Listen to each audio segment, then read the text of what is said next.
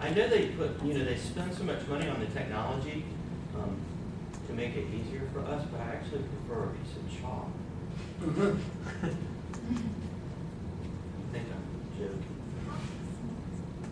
Page with the shoe, right?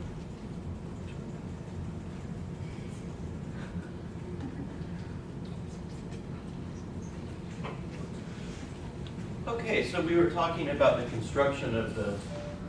Wrong thing.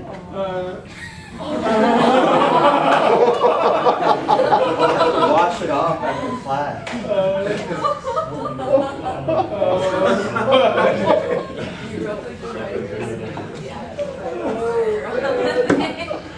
Listen, I'm serious. I'm going to bring an old-fashioned chalkboard over here next time. We're talking about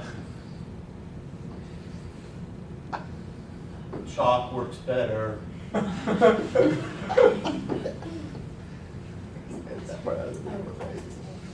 6 clauses or 6 freedoms of the First Amendment, and we talked extensively about the first 2 the last time.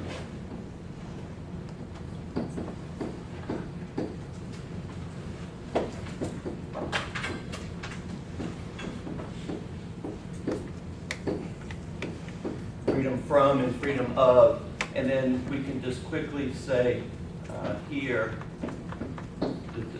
the next 2 related are speech and freedom of speech, freedom of the press, and then also relatedly, we can say of assembly, and to petition. Okay, so just for the sake of note-taking purposes, to make sure we've all got these.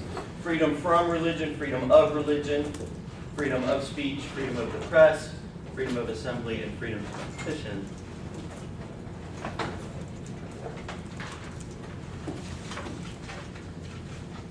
And so when, as I said in class the other day, if you hear people talk about the 5 freedoms of the First Amendment, that's incorrect. There are 6 clauses, 6 litigations. Think of it this way. 6 clauses equals 6 freedoms equals 6 litigation strategies or 6 possibilities for litigation based on 1 or more of these clauses. Often a First Amendment case might involve litigating, combining some. These are easy to combine. Often freedom of speech, freedom of assembly would be interesting.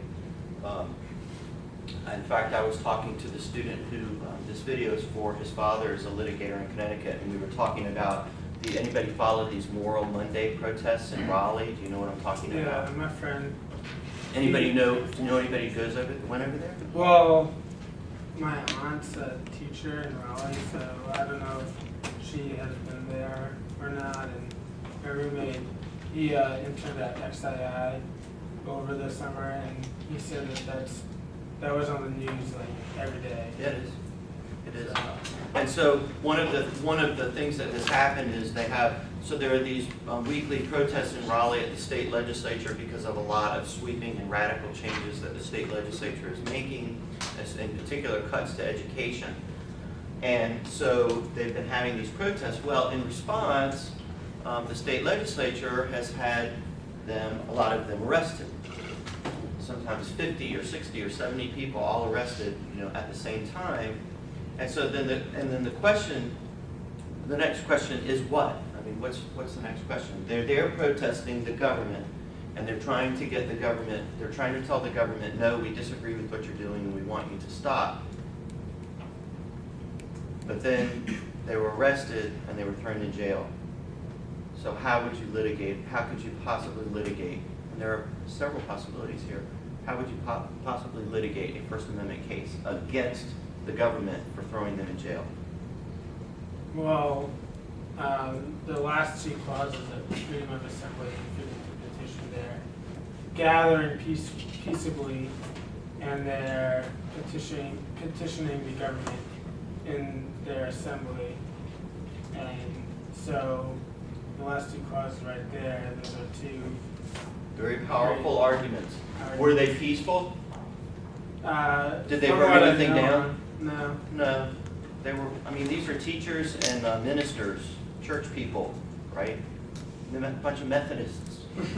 They were holding signs. It seemed pretty peaceful, right? So that'd be a good argument, right? The right to peaceably assemble and then to petition the government. Petition can literally mean circulate a petition and have people sign it as a way to voice an opinion, but it can also mean what? Assembling peaceably. And so what is your method to petition the government for a redress of grievances? Protest. A protest is a way of petitioning the government for a redress of grievances. Calling your state representative or your U.S. senator on the phone to say, no, I want you to vote no on this bill. That's a way to petition the government for a redress of grievances. Of course, we go to the, let's say you strongly disagree with what a lot of politicians are doing in the state legislature now, and so over the next 2 years, you work to get out there and say, let's throw the bums out and defeat this person. That's another way to petition the government for a redress of grievances, by changing the government. So the petition can come in a lot of different forms, not just literally a petition. What else? What else could you say? Freedom of speech. You want to do freedom of speech, first of all, to combine with this. This adds a lot of high octane to this, that supercharges this. Because if you're disallowing someone to assemble and disallowing them to petition the government for a redress of grievances, then you are severely, severely abridging their right to freedom of speech. So you definitely want this as a strong part of the argument combined with these. That's an example of how you can combine several different arguments all at once. I was talking with Mr. Cotter's father, who's a lawyer, and we both were joking that we would love to see a case like that happen. It'd be really interesting to watch that. Why do you think no one has sued? I mean, a lot of these peaceful protesters have been arrested and held in jail. And we just said that don't they seem like really strong arguments? Mm-hmm. But why hasn't anybody sued him? What do you think? Just what does your gut say? Time and money. Hmm? Time and money. Time and money. It just would be impracticable, right? Because it's very expensive to litigate a case like this. You have to have thousands of dollars, and if you're a teacher protesting for better pay in Raleigh, I don't think that you would have a lot of money to invest in litigating a case like this. Couldn't, say the teachers union of Raleigh school districts, couldn't Maybe get an organization to do it rather than an individual. Yes, but still, it's like, is it worth spending that money? What are they going to get out of it, other than maybe just the moral victory to say we were right? But from a money standpoint, it just wouldn't be worth it for them to do it. Although it certainly would be very interesting to follow that case as it goes through the process. But anyway, so you see there a perfect example, a real life example of how these clauses represent important freedoms, and they also represent litigation strategies. We'll talk more about that as we go through. Could they sue for money in that case? They would try to sue for some sort of actual damages. It's a civil suit, it's not a criminal suit, and it's in a civil suit, that's your only remedy. You'd be trying to get money. But the question is, would you be able to successfully get it? Get enough to make it worth it. Yeah. Also, my roommate also said that there was a teacher at a religious school, like a nun, but she lost her job because she was arrested at Oh, wow. these moral Mondays. Wow.